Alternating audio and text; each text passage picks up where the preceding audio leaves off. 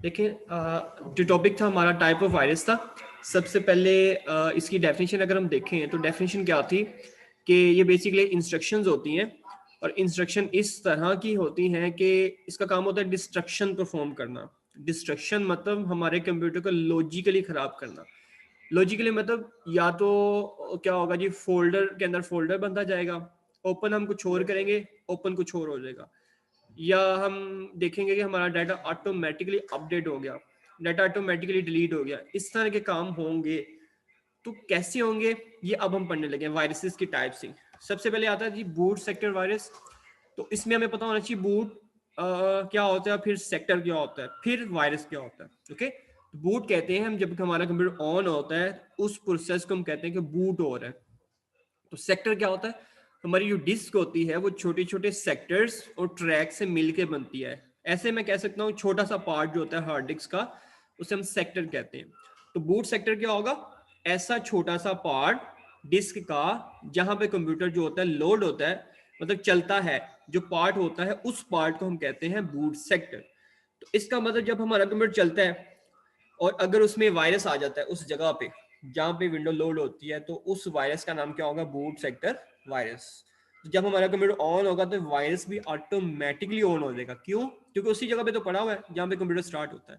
तो अब ये करता क्या है, ये देखें, ये जो तीन फाइल्स हैं .exe, .com, .dll फाइल, जो तीन फाइल्स हैं इनको अफेक्ट करता है। और ये हमारी सिस्टम फाइल्स होती हैं। मतलब जब हम विंडो करते हैं इंस्टॉल तो कुछ फाइल ऐसे होते हैं जो सिस्टम की होती हैं, जो अगर खराब हो जाए तो इसमें बड़ा मसला हो सकता है, हमारा कंप्यूटर खराब हो सकता है। ओके, फिर इसके बाद हमने देखा था शर्नोबिल वायरस। ये ऐसा वायरस होता है जिसका काम होता है MS ऑफिस की फाइल्स को खराब करना, डिलीट करना। MS ऑफिस की फाइल्स कौन सी होती हैं, जैसे MS Word, MS Excel, MS PowerPoint, ये सारी प्रोडक्ट्स हैं माइक्रोसॉफ्ट ऑफिस की। तो इसको डिलीट कौन करता है, शर्नोबिल वायरस। दूसरा काम क्या होता है, पार्टीशन को खराब करना। जैसे C ड्राइव बनाई है हमने, D ड्राइव, E ड्राइव, तो इसको बोलते हैं पार्टीशन। इसकी इंफॉर्मेशन को खराब कर देता है, मतलब कंप्यूटर को पता ही नहीं चलता C ड्राइव कौन सी है, D ड्राइव कौन सी है। तो जब ये नहीं पता चलता तो उसके अंदर जो डाटा पड़ा है वो उसको कैसे याद रहेगा। तो डाटा मिक्सअप हो जाएगा और जिसकी वजह से लॉस भी हो सकता है। तो ये कौन करता है, शर्नोबिल वायरस। ठीक है, फिर आया था लॉजिक बॉम्ब। ये वायरस बिल्कुल डिफरेंट होता है बाकियों से, क्योंकि ये किसी लॉजिक पे डिपेंड करता है। एक इसमें टाइमर होता है, इसमें एक डेट होती है। जब वो टाइम और डेट हो जाती है तो ये ऑटोमेटिकली ऑन हो जाता है, और अगर उस टाइम पे कंप्यूटर ऑन होगा तो डिस्ट्रक्शन परफॉर्म कर देगा। ओके, डिस्ट्रक्शन मतलब कि उसमें से डाटा डिलीट कर सकता है। अब ये एग्जांपल मैंने बताई थी कि फॉर एग्जांपल एक बंदा है जो रिजाइन करना चाह रहा है 1 मंथ बाद। तो 1 मंथ बाद वो रिजाइन करना चाह रहा है, लेकिन उसने जो पूरी डेटाबेस है उस कंपनी की, उसके ऊपर लॉजिक लगा दी कि 3 मंथ बाद ना, मतलब जब वो छोड़ के जाएगा तो उसके बाद कितने महीने रहते हैं, 2। तो टोटल अभी के लिहाज से 3 मंथ बाद इसमें डिस्ट्रक्शन हो जाएगी। तो टाइम उसमें सेट कर दिया होगा जो ऑफिस आवर्स होंगे, तो इसका मतलब कंप्यूटर चल रहा होगा, उनका जो सर्वर है मेन वो चल रहा होगा और उस टाइम पे डिस्ट्रक्शन परफॉर्म कर देगा। Okay, this type of bomb is error is called logic bomb. ठीक है, उसके बाद ट्रोजन हॉर्स था, जो कि एक ऐसा होता है जो गेम्स में बेसिकली होता है कि जब हम गेम खेल रहे होते हैं तो ये डिस्ट्रक्शन परफॉर्म करता है। और बेसिकली हम गेम खेल रहे होते हैं और ये अपना काम परफॉर्म कर रहा होता है। अपना काम मतलब कि फॉर्मेट कर देता है, जैसे C ड्राइव है, D ड्राइव है, इस तरह की चीज़ें जो होती है ना उसको डिलीट कर देता है। और ये एक MCQ मैंने बताया था आपको, बहुत इंपॉर्टेंट है, फॉर्मेट C, कि format C is an example of Trojan horse. उसके बाद रेड लोफ है। रेड लोफ एक ऐसा वायरस होता है जो पॉलीमॉर्फिक है। ओके, और पॉलीमॉर्फिक का मैंने मीन बताया था आपको कि इसका मतलब होता है डिफरेंट बिहेवियर्स जो मल्टीपल काम कर सकते हैं। सपोज डिलीट कर सकता है किसी फाइल को, किसी फाइल को अपडेट कर सकता है, किसी फाइल को इंक्रिप्ट कर सकता है, किसी फाइल को ये कर सकता है, मतलब इस तरह के डिफरेंट काम कर सकता है। So that's why this is called polymorphic. Polymorphic means multiple behaviours. इसके हमने किस में लिखा था, विजुअल बेसिक एक लैंग्वेज होती है उसमें लिखा गया। इसका मेन काम क्या होता है, folder.htt, मतलब जो डेस्कटॉप होता है वहां से स्टार्ट करता है डिस्ट्रक्शन करना। उसके बाद वो हार्ड डिस्क में आता है, हार्ड डिस्क के बाद वो फाइलों को अपेंड करता है, और अपेंड करने के बाद एक एक फाइल को डिस्ट्रॉय करता जाता है। ओके, तो ये हमने लास्ट टाइम पढ़ा था रेड लोफ तक। इसके बाद हमने स्टार्ट करना है अपना टॉपिक तो यहाँ तक क्वेश्चन हो किसी बच्चे का तो पूछ लो। इसके बाद हमने देखा ना कि सम वायरसेस, मतलब कुछ वायरस ऐसे भी होते हैं कि हमें पता ही नहीं चलता कि हमारा डाटा जो है ना ऑटोमेटिकली करप्ट हो गया। क्या मतलब इसका, जैसे मुझे पता ही नहीं होता कि मेरे कंप्यूटर में वायरस आ गया, मैं कंप्यूटर अपना यूज कर रहा हूँ, पहले वो कुछ नहीं करता, वो स्लोली स्लोली चेंजेस कर रहा होता है। जैसे मेरे कंप्यूटर के अंदर डाटा पड़ा हुआ काफी ज्यादा, तो उसने सारा डाटा जो है करप्ट नहीं करना। जैसे उसने पहले एक फोल्डर जो है ना, जो इतना इंपॉर्टेंट फोल्डर नहीं था, उसने एनालिसिस किया। अब कैसे एनालिसिस करेगा कि मैं उसको ओपन ही नहीं करता, इट मींस वो इतना ज्यादा इंपॉर्टेंट डाटा नहीं है। उसने वहां से स्टार्ट लेना है और उसको डिलीट कर देना है, उसके बाद फिर एक फाइल और डिलीट कर देगा, ऐसे ऐसे डिलीट करता है ताकि मुझे पता ही ना चले। क्योंकि अगर कोई इंपॉर्टेंट फाइल मेरी डिलीट हो गई ना, मिस हो गई, फिर तो मुझे फौरन पता चल जाएगा कि ये इसमें गड़बड़ है कुछ ना कुछ। लेकिन अगर इंपॉर्टेंट फाइल डिलीट नहीं हुई, मतलब जो इंपॉर्टेंट फाइल नहीं थी वो डिलीट हो गई, फिर मुझे पता नहीं चलेगा। क्योंकि हो सकता है मैं ओपन ही ना करूं एक वीक तक, जब मैं फिर दूसरी फाइल डिलीट, फिर तीसरी, ऐसे करते करते फिर वो इंपॉर्टेंट फाइल्स तक आ जाएगा, फिर मुझे पता चलेगा कि मेरा तो डाटा डिलीट हो रहा है, लेकिन तब तक काफी ज्यादा देर हो जाएगी। ओके, तो इसी तरह के वायरस भी कुछ काम करते हैं कि वो अननोटिसेबल चेंजेस करते हैं, मुझे मैं नोटिस ही नहीं कर रहा। ठीक है, जैसे कि मेरा डाटा करप्ट कर दिया। अब करप्ट कैसे करता है, जैसे अगर मेरा डाटा इंक्रिप्ट कर देगा तो इसको भी हम बोल देंगे कि करप्ट हो गया। अब इंक्रिप्ट क्या होता है, जैसे मैं आपको बताता हूँ। जैसे मेरा डाटा था ABCD, ओके, सपोज उसने इसको चेंज कर दिया, किसके अंदर, ए को चेंज कर दिया बिल्कुल रिवर्स, जेड के साथ, मतलब उल्टा काम कर दिया। जैसे ए स्टार्टिंग होता है, जेड सबसे लास्ट होता है ना, ए को चेंज कर दिया जेड के साथ। फिर बी सेकंड है, तो लास्ट से सेकंड कौन सा था, वाई। सी थर्ड है, उधर से डब्ल्यू आएगा, बल्कि एक्स आएगा। डी उधर से डब्ल्यू। तो देखिए मेरा डाटा जो था वो क्या था, ABCD, बिल्कुल छोटी सी एग्जांपल दी है, ओके, और आसान सी एग्जांपल दी है, तो उसको उसने चेंज कर दिया इसमें। अब देखिए मैं कहूंगा मैंने तो कुछ और स्टोर किया था, अब इसने क्या ये स्टोर कर दिया। अब ये तो मुझे समझ ही नहीं आया कि उसने किया क्या। ये तो अभी मुझे पता ना कि इसने ये काम किया है, लेकिन जब वो इस तरह के काम करता होता है इतने इजिली काम नहीं करता, काफी मिक्सअप करता होता है। जैसे मैंने एक वैल्यू को एक वैल्यू के साथ ही चेंज किया है। तो अगर हम देखें, ये जब आप बड़ी क्लासेस में जाएंगे कंप्यूटर में पढ़ेंगे, एक कॉन्सेप्ट होगा इंक्रिप्शन का। उसमें ये होता है कि आप एक वैल्यू को एक के साथ चेंज कर सकते हो, या फिर दो के साथ चेंज कर सकते हो, 4 वैल्यूज के साथ, 8 के साथ, 16 के साथ, 32, 64 और 128, ये सबसे लास्ट होता है। कि मतलब एक बी वैल्यू है, बी, जैसे बी वैल्यू एक है, मैं इसको 128 कैरेक्टर के साथ चेंज कर सकता हूँ, 128 कैरेक्टर। जैसे सपोज मेरा वर्ड था बी, लेकिन जब मैंने इसको चेंज किया, इसकी जगह पे क्या आ गया, ABCD, इस तरह करके टोटल जो होंगे 128 कैरेक्टर्स होंगे, सिर्फ खाली बी की जगह। फिर अगर सी है मेरा, उसको भी ऐसे 128 कैरेक्टर के चेंज करूंगा। इसका मतलब इसको वापस लाना कोई आसान काम नहीं होगा। ठीक है, कोई भी बंदा इसको वापस नहीं ला सकता। जैसे मेरा डाटा इंक्रिप्ट हो गया, मुझे कैसे पता चलेगा कि इसने कैसे चेंज किया। तो इसलिए मुझे उनसे ही वापस कराना पड़ेगा, मतलब इंक्रिप्शन का रिवर्स करवाना पड़ेगा। और इंक्रिप्शन का रिवर्स क्या होता है, डिक्रिप्शन। ठीक है, ये मुझे करवाना पड़ेगा, लेकिन वो फ्री नहीं करके देंगे। वो क्या करेंगे, वो कहेंगे मुझे इसके पैसे दो, क्योंकि जब मैं उनको पे करूंगा तो फिर ही वो मेरा डाटा क्या करेंगे, डिक्रिप्ट करेंगे। डिक्रिप्ट मतलब वापस उसे उसी फॉर्म में कर देंगे। जैसे सपोज मेरा डाटा क्या हो गया था, ZYXW, ये हो गया था ना, उसको रिवर्स कर देगा। रिवर्स मतलब ABCD, ये वापस चेंज कर देगा। तो इसका मतलब मेरा डाटा ओरिजिनल यही तो था ना, तो इस फॉर्म में करके देगा, लेकिन वो इसके लिए क्या करेगा, चार्ज करेगा। ओके, तो ये होता है वायरस। तो some viruses may make unnoticeable changes, hence corrupting the data being used, and some viruses may even make data unusable. Okay, कुछ डाटा तो ऐसा होता है जो अनयूजेबल होता है, जो मैंने आपको एग्जांपल दी इंक्रिप्शन की। अब देख रहे हैं इंक्रिप्शन ने मेरा डाटा ऐसे चेंज कर दिया कि मेरे काम का ही नहीं रहा, मैं तो उसमें क्या करूं, कुछ भी नहीं कर सकता। ओके, उसके बाद अ वायरस प्रोग्राम में detect some special information like password. अच्छा, अब हमारे पास कुछ सेंसिटिव डाटा है, वो कंप्यूटर एनालिसिस करता है। पासवर्ड है, क्रेडिट कार्ड नंबर है, या इस तरह की कोई भी चीज़ है इंपॉर्टेंट, उसको देखता है, वो सेंसिटिव है क्योंकि इसकी बेस पे हमारा काफ़ी ज़्यादा डाटा पड़ा हुआ है।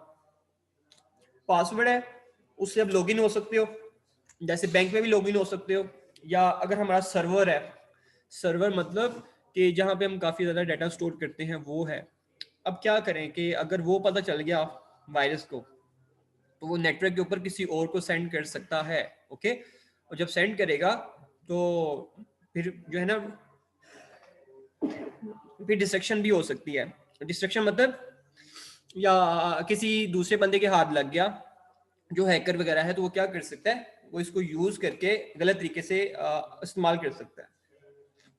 जैसे वायरस प्रोग्राम में detect some special information like password और any sensitive data and send it to some other user on a network.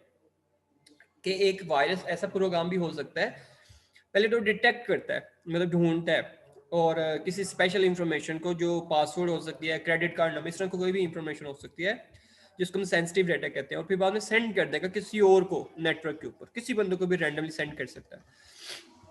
For example, a virus program may read the pin code or credit card number entered by user and then send this information to another user. Okay, उस data को पहले तो read करेगा, देखेगा कि data है कौन सा इंपॉर्टेंट, हमारे कंप्यूटर जाके देखेगा, सर्च करेगा कि पिन के नाम से कोई चीज पड़ी हुई है, क्रेडिट कार्ड नंबर के नाम से कोई चीज पड़ी है, इंपॉर्टेंट के नाम से कोई चीज पड़ी है, इस तरह के ना कीवर्ड्स होते हैं जिसको वो सर्च करता है। अगर तो उसको मिल जाए तो उस डाटा को पकड़ता है और फिर बाद में किसी को सेंड कर देता है। किसी को तो सेंड नहीं करेगा, बेसिकली उन्होंने कोडिंग की होगी कि हमें ही वापस सेंड करे, मतलब वो जो बंदे होते हैं ना जिन्होंने ये काम किया होता है, वायरस बनाया होता है, उन्होंने अपना लगाया होता है कोई ईमेल वगैरह के, जैसी डाटा गेट करे हमें वापस ना हमें मेल कर दे। ओके, तो वो खुद इससे बेनिफिट हासिल करेंगे इस चीज से।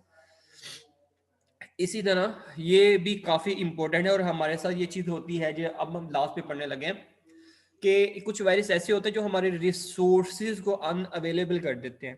रिसोर्सेज मतलब हमारा जो डाटा है इसको भी हम रिसोर्स कह सकते हैं, हमारा जो हार्डवेयर है उसको भी हम रिसोर्स कह सकते हैं। अब होता क्या है, मेरे पास यूएसबी है, ओके, रिसोर्स है, मैं इसको लगा रहा हूँ, लग ही नहीं रही हूँ, लग मतलब फिजिकली तो लग गई है लेकिन ऑन ही नहीं हो रही, वो डाटा शो ही नहीं कर रहा। जहाँ पे सी ड्राइव डी ड्राइव आती है वहां पे शो ही नहीं कर रहा ड्राइव यूएसबी की। ओके, मैं एक्सटर्नल हार्ड डिस्क लगा रहा हूँ, शो ही नहीं कर रहा। ओके, ये शो करता भी है, ओपन ही नहीं करते देता, तो इस तरह के काम भी करता है। अब मैं माउस लगा रहा हूँ, माउस को लगा ही नहीं दे रहा, वो शो ही नहीं कर रहा कुछ भी। ओके, शो कर भी रहा है, कुछ ओपन ही करने दे रहा। तो इस तरह के काम भी होते हैं कि वायरस आपके रिसोर्सेज को अनअवेलेबल कर देता है यूजर्स के लिए। अनअवेलेबल मतलब कि आप उसको यूज ही नहीं कर सकते। जैसे for example, a virus after कॉपिंग itself on all computer on a network will start sending data on the network. कहता एक वायरस था छोटा सा, उसने अपनी कॉपीज बनाई बनाई बनाई, उसके बाद स्टार्ट कर दिया डाटा सेंड करना नेटवर्क के ऊपर अदर यूजर्स को। ठीक है, वैसे ही जैसे बैठा हुआ वायरस बैठा हुआ, उसने डाटा गेट किया, उसकी कॉपी जनरेट की, उस सब बंदों को सेंड करी जा रहा है, सेंड करी जा रहा है, जिसकी वजह से यूजर जो हैं जिन्होंने काम करना था नेटवर्क के ऊपर वो काम ही नहीं कर पा रहे। ओके, जैसे सपोज मैं हूँ, मैंने व्हाट्सएप पे मैसेज करना था किसी को, लेकिन मुझे मैसेजेस इतने ज्यादा आई जा रहे हैं, और जंक मैसेजेस आ रहे हैं, जैसे जंक मेल बोलते हैं ना, कि एक्स्ट्रा मेल्स होती हैं जो यूजलेस होती हैं, इस तरह से मुझे मेल्स आई जा रही हैं। तो ये भी क्या हो रहा है, एक वायरस की वजह से आ रहा है, और जैसे मैंने उसके ऊपर क्लिक किया तो बस मैं वायरस जो है ना, वायरस मेरे कंप्यूटर में एंटर हो जाता है। इसलिए कहते हैं कि ना फ्री का वाईफाई यूज करना चाहिए जैसे मॉल्स वगैरह में जाते हैं, और इसी तरह से कोई चीज डाउनलोड भी नहीं करनी चाहिए फ्री की, या कोई अगर लिंक वगैरह आए तो उस पर क्लिक नहीं करना चाहिए क्योंकि उसमें वायरस हो सकता है। अच्छा जी, तो how to safeguard against virus. अब ये टॉपिक है कि मैंने वायरस से बचना है तो हम क्या क्या करेंगे। तो कॉमन सी चीजें जो हमें पता भी होंगी काफी ज्यादा, कि वायरस अगर हमारे कंप्यूटर में आ रहा है तो हमने कैसे इसे रोकना है, या अगर आ भी गया है तो अब कैसे रोकना है। ओके, ये कुछ हमें स्टेप्स बताएगा। तो अब क्या हो सकता है जी, हमें ये कहेगा जी अगर कोई अननोन ईमेल आ रही है तो अब ऑन ही ना करो, क्योंकि आ रही है उसको इग्नोर करें। ओके, पहली बात तो ये है। लेकिन अगर आप कहते हो जी इंपॉर्टेंट मेल भी हो सकती है, तो फिर आप स्कैन कर लें। जैसे पहली स्टेप तो ये है कि आप अननोन ईमेल को देखें ही ना, ओपन ही ना करें। लेकिन आप कह सकते हैं जी किसी बंदे की हो सकती है मेल, मतलब वो मेरी अपनी मेल भी हो सकती है, तो आप क्या करें, पहले स्कैन कर ले उस मेल को। ओके, अच्छा ठीक है। दूसरी बात, हमने कहा था वायरस किसी रिमूवेबल डिवाइसेस से आ सकता है। अब रिमूवेबल डिवाइसेस अब यूज ही कम से कम करो, मिनिमाइज कर दो, अब डाटा यूज ही ना करें, चले सिंपल वर्ड्स में। जब आप यूज करें तो नेटवर्क यूज करें, नेटवर्क में भी फिल्टर लगे होंगे काफी ज्यादा। फिल्टर मतलब सिक्योर कि आपका डाटा जब आए उसे चेक करे, जब आपके कंप्यूटर से जाए फिर भी उसको चेक करें, मतलब वायरस वगैरह को हम वहां पे रोक लेंगे, इस तरह से यूज करें। इसके अलावा हम एंटी वायरस यूज करें। एंटीवायरस मतलब वो भी एंटीवायरस कौन सा, अपडेटेड। जैसे मैंने आपको पहले भी बताया था, अगर एक वायरस है तो उसका एंटीवायरस भी उसी का कोई होगा लाजमी। लेकिन अगर वायरस मैं यूज करूँ सबसे अच्छे वाला, मतलब मेरे कंप्यूटर में वायरस अच्छा वाला आ गया काफी लेटेस्ट, लेकिन एंटीवायरस में यूज करूँ वही पुराने वाला, कोई पुराना वर्जन, तो कभी भी उसको डिटेक्ट नहीं करेगा। हो सकता है डिटेक्ट कर ले लेकिन उसको खत्म नहीं करेगा। डिटेक्ट करने में और रिमूव करने में बहुत बड़ा फर्क है। डिटेक्ट का मतलब होता है पता लगाना किसी चीज का, और रिमूव का मतलब उसे फिर खत्म करना। तो पता लगाना तो कोई बड़ी बात ही नहीं है, कोई भी एंटीवायरस कर सकता है, लेकिन उसको रिमूव कौन करेगा, जो लेटेस्ट एंटीवायरस होगा। तो इसका मतलब हमारे पास एंटीवायरस कौन सा है, सबसे लेटेस्ट। लेकिन वो फ्री में नहीं होता, उसको पैसे लगते हैं। हम जब भी वायरस एंटीवायरस डाउनलोड करते हैं ना फ्री वाला, उसमें सारे फीचर्स नहीं होते। ओके, तो हमें अगर बाय करते हैं उसका फुल जो फीचर्ड होता है वो रियल में एंटीवायरस होता है। जो हमें फ्री में देते हैं वो कभी भी सही नहीं होता। वो कभी भी जो बड़े बड़े वायरसेस होते हैं जो डिस्ट्रक्टिव होते हैं वाकई, उसको कभी नहीं पकड़ सकते। ओके, उसके बाद है कि हम ना अपने डाटा का पीरियोडिकली वो रखें, बैकअप रखें। बैकअप का मतलब क्या होता है कि हम किसी डाटा को डुप्लीकेट करके कहीं और रख देते हैं। उसका मतलब ये है कि सपोज अगर मेरा डाटा जो है वो डिलीट हो गया किसी वजह से, उसमें वायरस आ गया, तो उसके डुप्लीकेशन पड़ा हुआ है, मैं वहां से दोबारा डाउनलोड कर लूंगा, ठीक है। लेकिन अगर दूसरी जगह पे भी वायरस आ गया तो मैंने उसका डुप्लीकेशन तीसरी जगह पे रखा होगा। इसी तरह मुझे डुप्लीकेशन 3-4 जगह पे रखना चाहिए, जिसकी वजह से मेरा डाटा जो है वो बच सकता है अगर उसमें वायरस भी आ गया। ओके, लेकिन अगर मैंने बैकअप नहीं लिया होगा तो फिर उसमें मसला हो सकता है। लेकिन बैकअप का मतलब ये नहीं है कि बैकअप सिर्फ आप एक दफ़ा ले लें बाद में कोई मसला नहीं है। तो बैकअप आप लें एक दफ़ा, लेकिन अगर आपने कुछ चेंजेस किए दोबारा आप उसको सेव लाजमी करें, उसको सिंक करें, ठीक है। जैसे हम मोबाइल पे अक्सर बैकअप लेते हैं तो वहां पे हमने ऑप्शन लगाई होती है तो डेली सिंक करता है, डेली।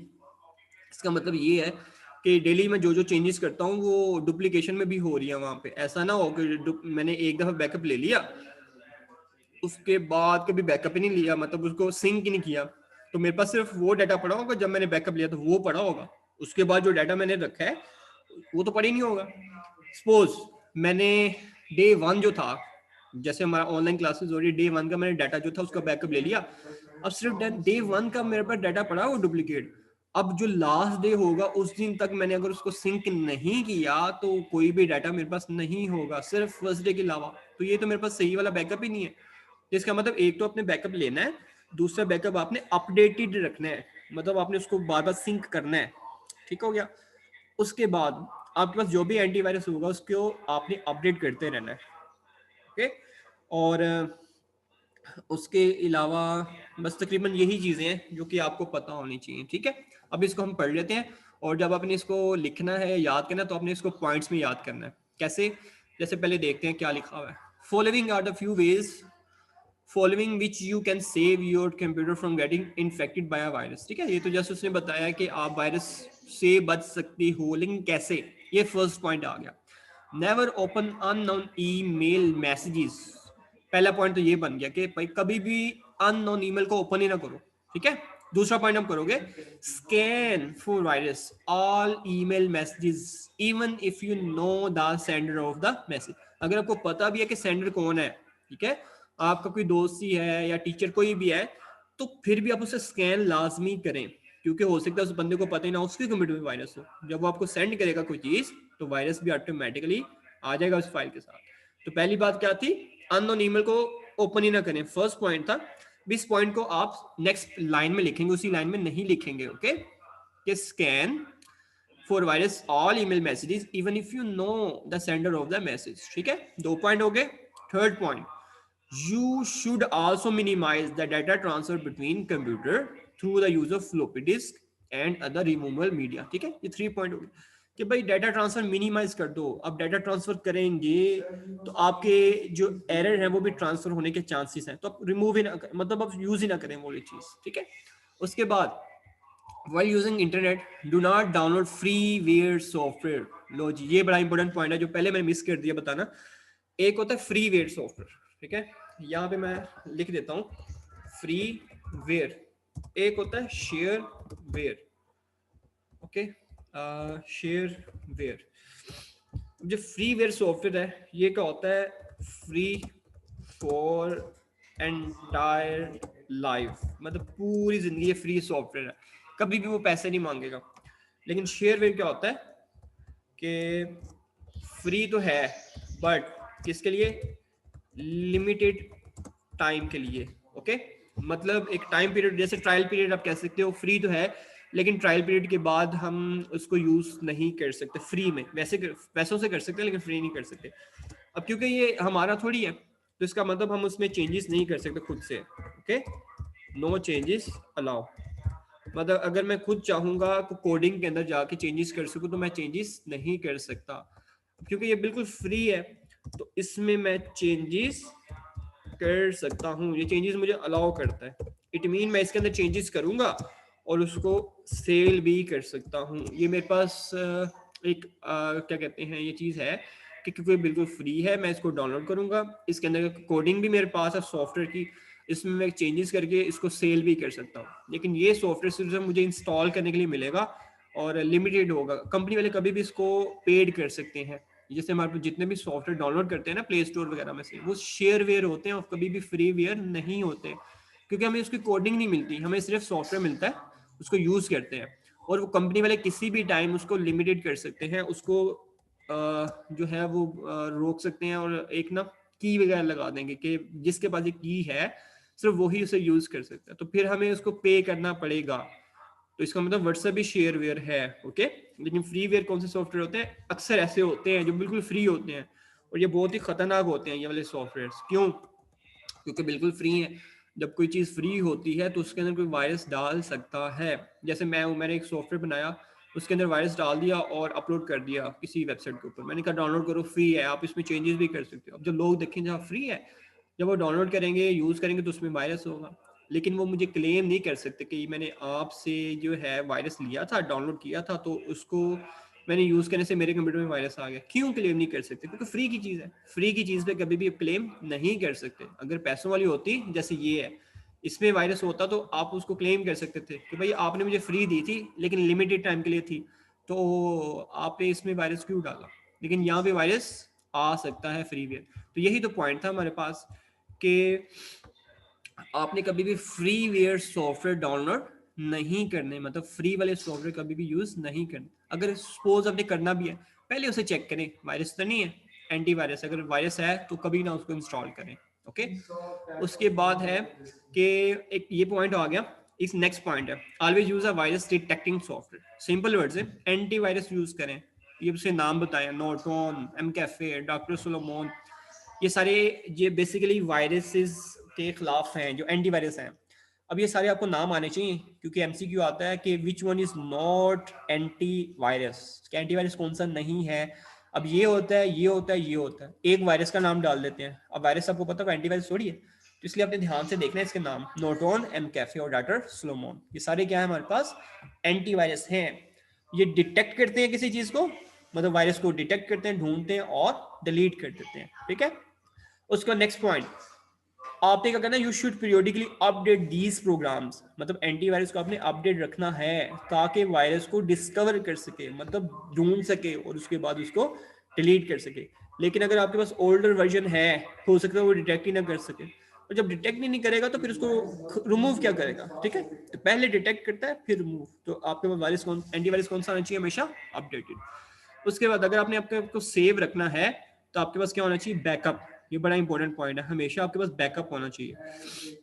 और कंप्यूटर की फील्ड में सबसे इंपॉर्टेंट चीज होती है डाटा। डाटा को बचाना हो तो आपके पास बैकअप होना चाहिए। बाकी पॉइंट भी ठीक है लेकिन बैकअप पे सबसे ज्यादा जोर देते हैं कंप्यूटर वाले, ठीक है। कंप्यूटर की फील्ड में सबसे इंपॉर्टेंट चीज कौन सी होती है, बैकअप। अगर आपके पास बैकअप होगा, इवन आपके कंप्यूटर में डाटा खराब हो गया, डाटा मतलब कंप्यूटर चोरी हो गया, जो मर्जी हो गया, आप वापस ला सकते हो। लेकिन अगर बैकअप नहीं होगा तो कुछ भी नहीं हो सकता। The backup will be useful if a virus attack, delete, ये देखें कुछ भी कर दे वायरस, आप उसको वापस ला सकते हो, किसकी वजह से, बैकअप। लेकिन अगर आपने बैकअप पे नहीं था लिया तो फिर आप कुछ भी नहीं कर सकते, ठीक है। इसलिए ये सबसे इंपॉर्टेंट क्या होता है, बैकअप।